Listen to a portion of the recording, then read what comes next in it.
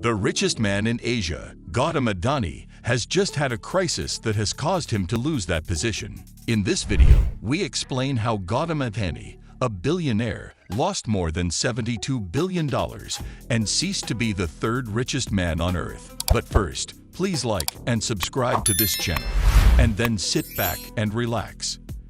After a stock operation, Adani loses his title as Asia's richest person. The president of the multinational conglomerate, Adani Group, and Indian billionaire Gautam Adani lost his title as Asia's richest man on Wednesday as a result of a week of losses in a bold stock market operation that was doomed by claims of market manipulation.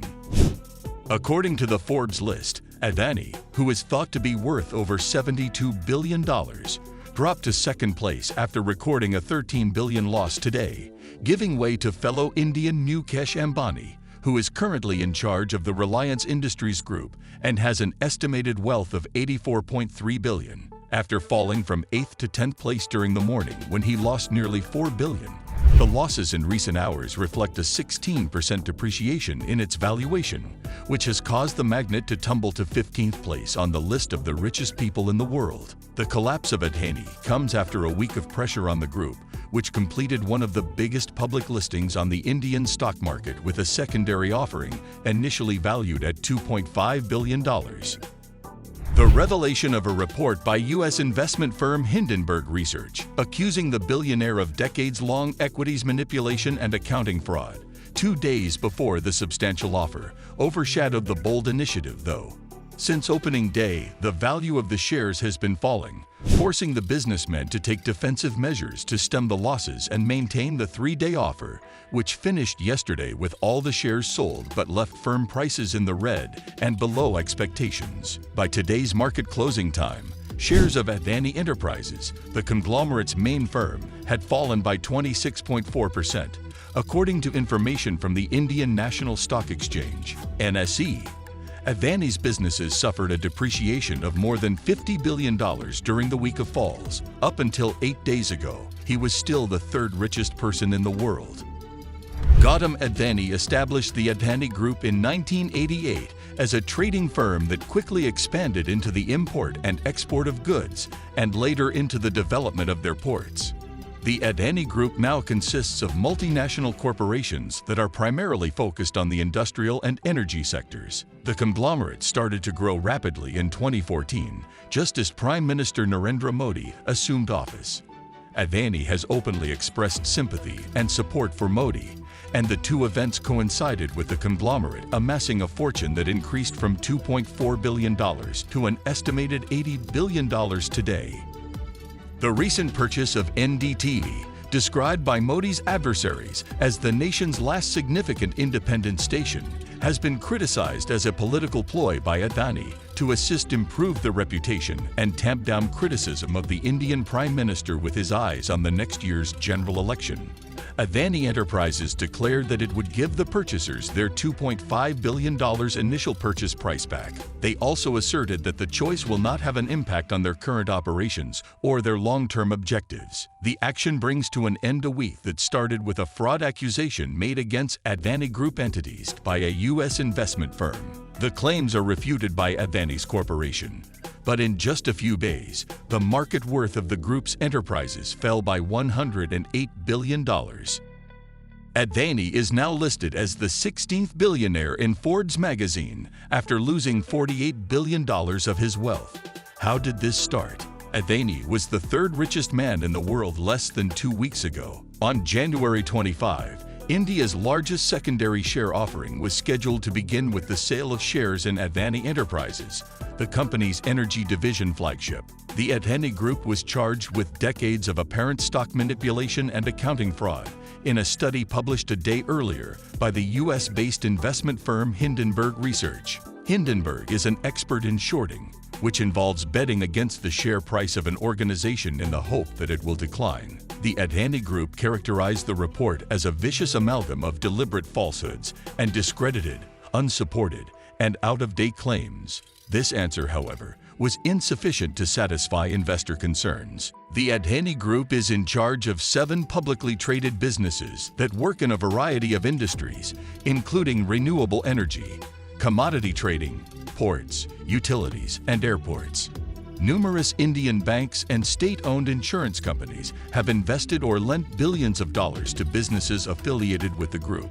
Was that all? No.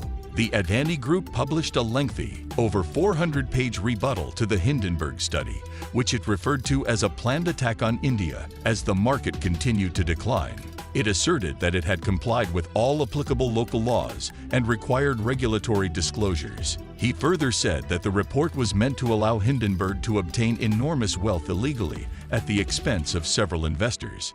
Hindenburg defended the study, however, claiming that the Adani Group did not specifically address 62 of our 88 inquiries. How did the market respond? The January 25 share sale by Adani Enterprises was not well received. By the second day, only 3% of its shares had been subscribed for due to the absence of retail investors. On January 30, Abu Dhabi's international holding company, supported by a representative of the United Arab Emirates royal family, invested $400 million in the sale of the actions. However, foreign institutional investors and corporate funds supported the group.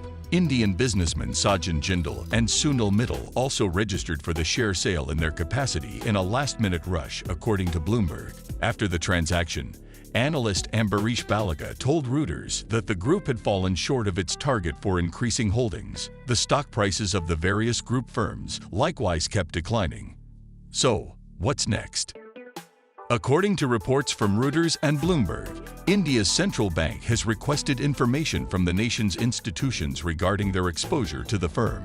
Adani said in a statement to Indian stocks that they had a very robust balance sheet, excellent cash flows, secure assets, and a perfect history of repaying their debt. According to Edward Moya, an analyst at the brokerage OANDA, the cancellation of the share sale was concerning because it was meant to demonstrate that high net worth investors still have faith in the company. While Credit Suisse no longer accepts the Adani Group's bonds, the equity division of the U.S. investment bank Citigroup no longer accepts the group's securities as collateral for margin loans. The ICRA division of rating agency Moody's has stated that it is keeping an eye on how current events are affecting the price of Adani Group stock. Vinayak Chatterjee, the founder and CEO of the Infravision Foundation, remained optimistic, calling the current circumstance a short-term glitch. Vinayak Chatterjee told the BBC that he has been keeping an eye on this organization for 25 years as an expert in infrastructure. They see numerous operational projects, including ports, airports, cement, and renewable energy sources, which are solid, reliable, and produce healthy cash flow. They are entirely protected from the ups and downs that the stock market experiences. Independent research analyst Hemendra Hazari, however, expressed surprise at the fact that neither the government nor market regulator SEBI had made any announcements to date. They need to have spoken to the nervous investors. A political disagreement has also been caused by the subject. Adani has long been the target of criticism from opposition politicians for allegedly taking advantage of his connections to the political system. He is seen as being close to Indian Prime Minister Narendra Modi. He disputes these allegations. On Thursday, opposition parties called for a debate in Parliament on the danger plunging Adani Group stock poses to Indian investors. They have also demanded a probe of the claims made by Hindenburg. If you enjoyed this video, don't forget to hit like, the subscription button, and the notification bell to get notified when new videos are uploaded from this channel. Please share your thoughts about Asia's richest man Gautam Adani lost $72 billion after being accused of fraud in the comment section below. Thank you.